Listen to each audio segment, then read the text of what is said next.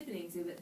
I knew nothing about Tiffany glass, nothing. We have over $2.5 million of glass sitting down there, and I knew nothing on it. So it was very neat to go and learn all sorts of things, and then learn and to put what I learned in just a few words. Because, like, for example, if you're doing an artifact label on this pen, well, everybody can see it's a pink pen, but what type of information are you going to add to it? Because the visitor's only going to really look at it just for a couple of seconds. So what do you think is the most important thing about this pen? And then you got to write it in the fewest concise words as you can.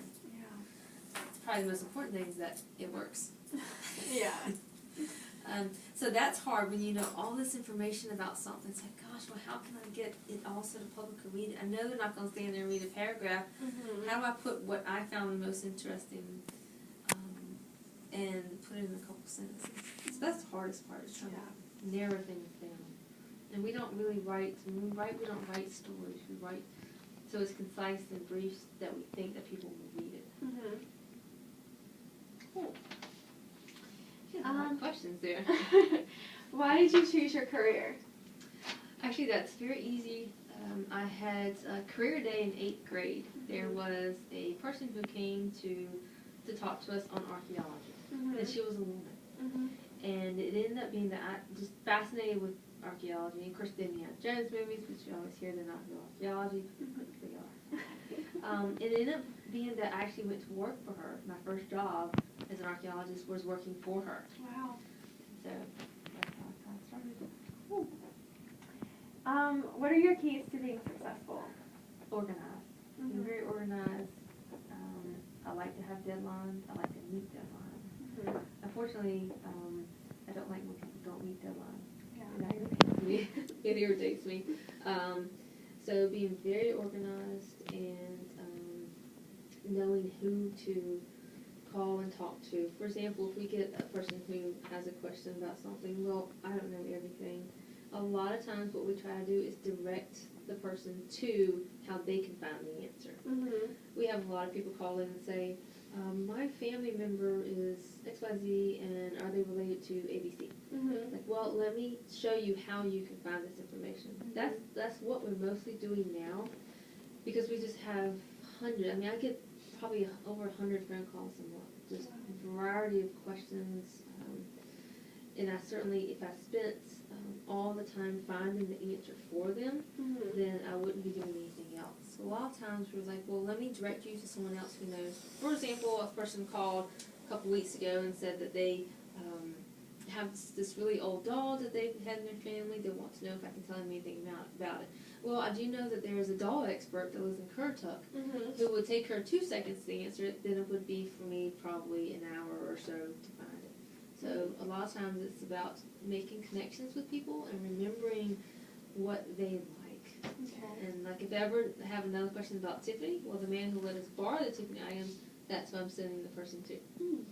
And I try to remember people from each county, because we serve 13 counties, Cummins being one of them, who knows a good history about each county. Then I say, well, let me direct you to that person. So that's one of the jobs one of the ways I found that is easier. And it's not that we're not trying to answer people's questions, but we feel that if we give them an expert or someone who knows more than us, then they're getting a better answer.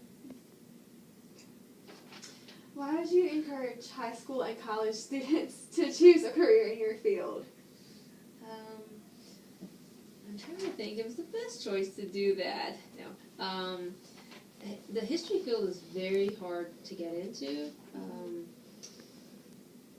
And a lot of times with states, especially state jobs, like being a professor, once you get in there, people aren't leaving. It's very rare that there's job opportunities available.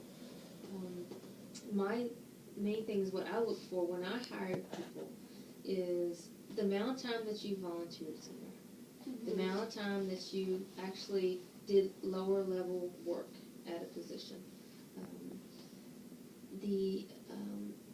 Sometimes it is about who you know. Not necessarily so you can throw their name around, but just so that you have worked with somebody and you've almost pulled your weight in the field of not getting paid versus now you work your way up to getting paid. A lot of people who end up working here volunteered here or interned here or came in as a junior docent. And a junior docent is someone between age 13 and 17 that comes in to learn about this particular field. Mm-hmm. You have people who graduate with bachelor's, master's, and doctorates who never worked in the field. Mm-hmm. And they have these higher degrees, but yes, you may know how to do your job on paper, but it's more than just that. It's actually being in there and knowing how to work with people, knowing how to work with equipment, knowing how to work with artifacts, knowing how to do this and that. And you learn a lot of that on the job. So if anyone's ever interested in coming into the museum field, you need to start out early while you're in middle school or high school to see if that's actually what you like to do. Don't wait till you get out of college with the degree to see, oh wait, I didn't really like this, or I can't find a job in it.